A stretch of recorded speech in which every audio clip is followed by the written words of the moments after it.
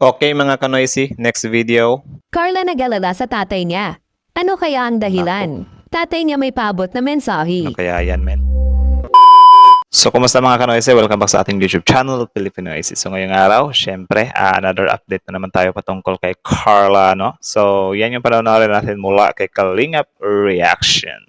So, ang video ito ay may pamagat na Carla nag-aalala sa paabot na mensahe ng nanay niya. Jomar apektado na rin. Ako po, ano kaya to, men? Actually, na-curious ako sa title at saka sa thumbnail niya, no? So, yan yung panonoorin natin. Bibigyan natin ng reaction itong mula kay Kalingap Reaction. So, supportahan nyo yan, Kalingap Reaction. And also, kung trip nyo na mga ganitong reaction video may kasama kayo manood, huwag nyo na rin kalimutan supportahan yung YouTube channel natin, Filipino Noisy. So, di na natin ito patatagalin pa, baka agawin pa ng China.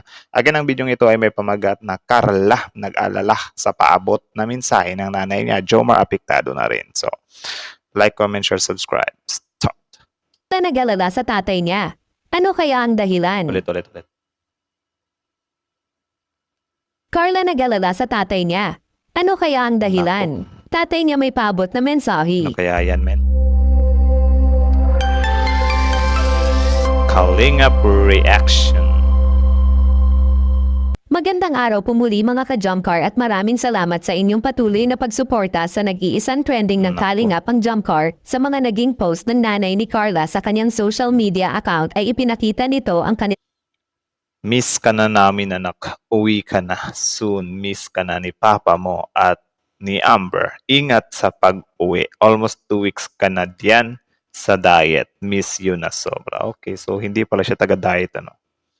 Tama nga naman, especially like that, 2 weeks pa lang nawala yung anak nila. So, tapos since birth pa, magkasama na sila ng pamilya nila, di ba? So, parang laking adjustment talaga niyan. Especially yung mga nanay, sobrang dali nilang makamiss sa mga anak nila. No? Especially, ganyan nga, lumaki na sila sa poder nyo, tapos bigla-biglang nawawala, di ba? Or nawala saglit. So, ako nga minsan kapag naiisip ko ba, soon kapag nagkaanak ako, parang medyo may pangamba na tayo ba na what if dumating na din tayo sa point na ganyan, ano, na yung mga anak natin ay magpakalayo-layo na. Sobrang sad nun, pero ganyan naman talaga ang buhay, di ba? Need din nilang mag-explore sa mga buhay nila para mag-grow din sila. Tuloy. picture na kasama si Carla dahil sa kahit pala daw halos 2 weeks na itong wala sa kanila ay sobrang na-miss pala nila ang kanilang Carla Nako. dahil bago pa man nagpunta si Carla sa kanyang pinasukan ngayong OJT ay nagpauna na ito ng mga mensahe kung saan ay kahit na hindi pa ito nakapunda sa pinasukan ngayon ay namimas na nila ito. Marahil hindi lang siguro sila sanay na malayo ang kanilang Carla. Kaya kahit papano ay na-post niya ito upang makita ni Carla kung ano ang kanila ring mga kalagayan. Samantala ay naumpisahan na pala ng tatay ni Carla na manghuli ng isda gamit ang bagong net na Tapos yung mga litrato din nila kapag nakita yun ni Carla, of course, times 2 din yung pagkakamiss niya, di ba, sa mga magulang niya. Grabe din yung pananabik.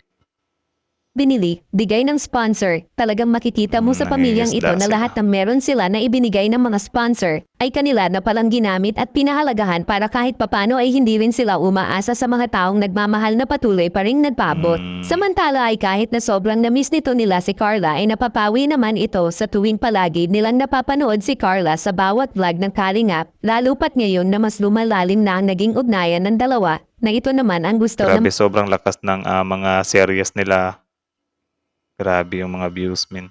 mga magulang ni Carla na magkatuluyan sila ni Jomar. Noon pa daw ay kitang-kita na nila kay Jomar na hindi mapapahamak ang kanilang anak pag sila ang nagkatuluyan. Sa kabilang banda naman ay tiyak magagamit nila Carla at Jomar ang bagong sasakyan na natanggap sa pag-uwi sa kanila Carla. Lalo pat napakalayo ng lugar nila Carla mula sa pinasukan niya na OJT. Oo nga, no? Kapag may free time siya or may mga holidays, weekends, pwede na siyang umuwi. Mag-ano lang sila ni Jomar. Tapos, while biyahe, pwede silang mag-vlog, di ba? So, multitask siya. Like, pauwi ka ng probinsya or uuwi ka sa inyo, tapos nagba-vlog ka, nakapagpasaya ka ng mga tao, sumaya ka din kasi nakita mo yung mga mahal mo sa buhay. Grabe yung ganun, ano? Like, super blessed talaga, men. Okay. Tiyak mas mapapanatag na lalo ang kalooban ng mga magulang ni Carla na alam nila na si Jomar lang ang bukod tani na palaging nagsusando nito. Sana na lang raw ay banggitin na ni Carla na official na naging sila na ni Jomar dahil ito ang isa rin sa mga inaabangan ng mga jump car fanatic na official na maging sila. So, yun lang naman. Yun lang pala yun. Nakakamiss. Though, yung pagiging, ano ba sa Tagalog yung miss? Basta, miss niya na, I mean, yung pagiging, na mental block tuloy ako. Wait lang Miss. Sabik? Hindi. Nami-miss. Basta, yun na yun. Yung pagiging nakaka-miss natin sa mga magulang natin.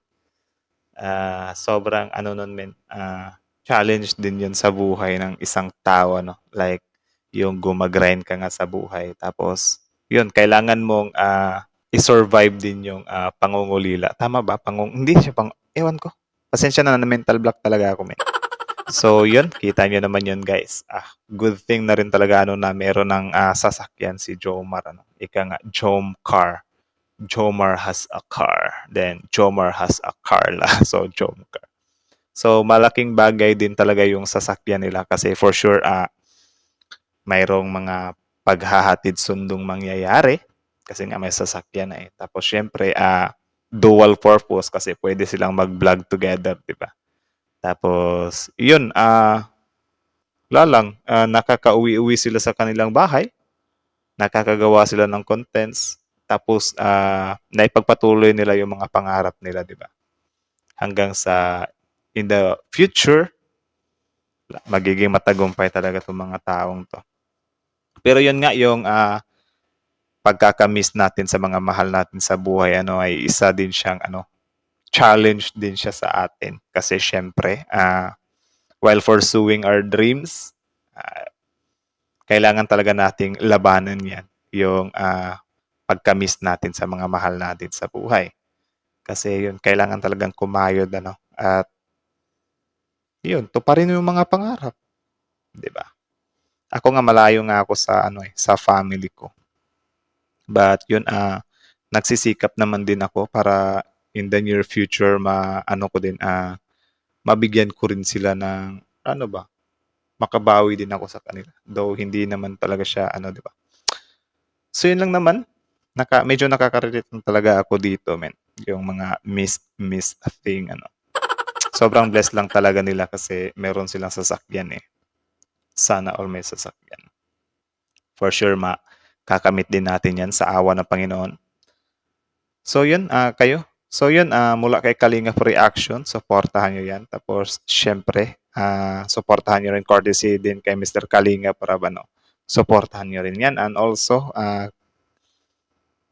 bago nyo iwan yung channel natin, huwag nyo na rin kalimutan supportahan yung YouTube channel natin, Filipino AC. So, comment down your opinion below, guys. Tapos yun, pag-usapan natin yan sa comment section. So, that's it. Thank you so much. Filipino AC is out.